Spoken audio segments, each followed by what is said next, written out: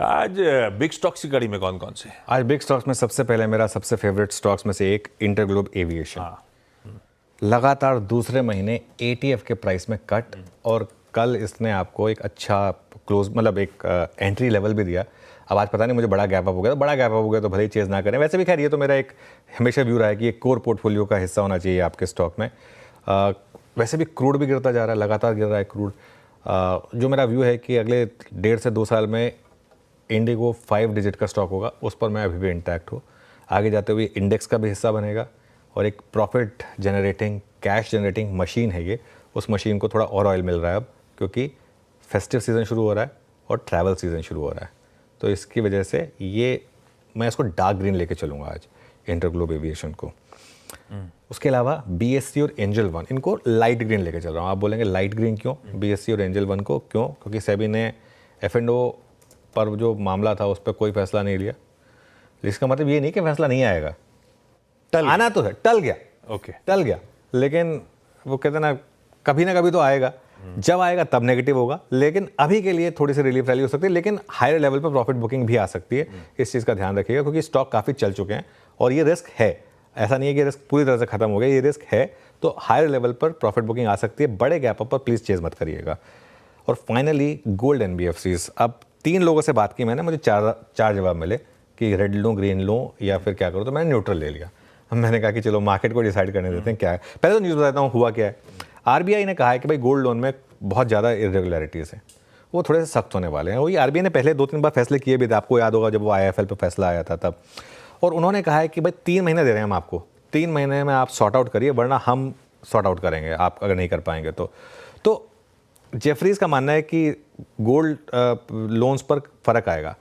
अब इसमें इशू क्या है? जब हम स्कूल में होते थे तो टीचर पूछती थी कि पेपर टफ चाहिए या आसान चाहिए, तो जो बैक बेंचेस होते वो कहते थे प्लीज़ आसान पेपर दीजिए। जो टॉपर होता था ना वो हमेशा बोलता था नहीं टफ पेपर दो, क्योंकि तभी तो वो उसका अपना मेडल प्रूफ करेगा, अपना प्रूव कर पाएगा अपने आप को। सभी के 90 आ जाएंगे तो फिर उसके 100 की क्या वैल्यू है, उसके 95 की तब वैल्यू है जब बाकियों के 40 आएंगे। तो मन्नापुरम और मुथूट उस हिसाब से प्लेस्ड है, क्योंकि वो अच्छी पोजीशन में है इसके लिए। लेकिन देखिए न्यूज़ पूरे सेक्टर के लिए ख़राब है, तो इसके लिए एकदम ग्रीन लेना भी थोड़ा सा नेगेटिव हो जाएगा। तो इसके लिए मुथूट और मन्नापुरम मुझे लग रहा है अगर लोअर लेवल अगर रेड में खुले ना, तो मुझे लग रहा है यहाँ पर बाइंग आएगी।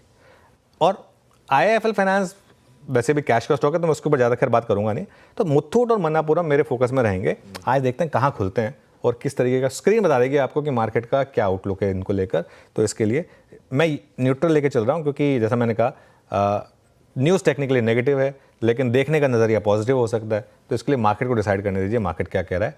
और बाय द वे कुछ नंबर्स आ रहे हैं आने शुरू सुबह एम के अच्छे नंबर्स हैं, अच्छे जल्दी आ गए और बहुत अच्छे नंबर्स हैं। देखिए जब अच्छे नंबर होते हैं बहुत जल्दी आते हैं। वो टीसीएस के रिजल्ट 10 को ही आने वाले हैं भाई। कल ही उन्होंने अपडेट दिया कि टीसीएस अपने रिजल्ट्स 10th को देने वाला है अक्टूबर में। महिंद्रा एंड महिंद्रा के नंबर्स भाई साहब 87,800 यूनिट्स, 82 हज़ार की एक्सपेक्टेशन के सामने। भाई साहब नंबर्स एमएनएम के सितंबर सेल्स के एक्सपेक्टेशन से बेहतर। इसके और थ्रेडबेयर भी हर्षदा जुड़ेंगी स्टॉक्स न्यूज़ में, तो बाकी आ गया होगा कहाँ रियलाइजेशन बेहतर होते हैं, उन प्रोडक्ट्स में किस तरह की सेल्स हुई है वो बता दिया जाएगा। लेकिन अप फ्रंट हेडलाइन नंबर जो सामने आए एक्सपेक्टेशन से बेहतर एमएनएम, और इससे चलते सितंबर ऑटो सेल्स के नंबर्स की शुरुआत तो बड़ी पॉजिटिव नोट पर। उसमें एसयूवीज दरअसल 24% का साल दर साल जंप दिखा रही है।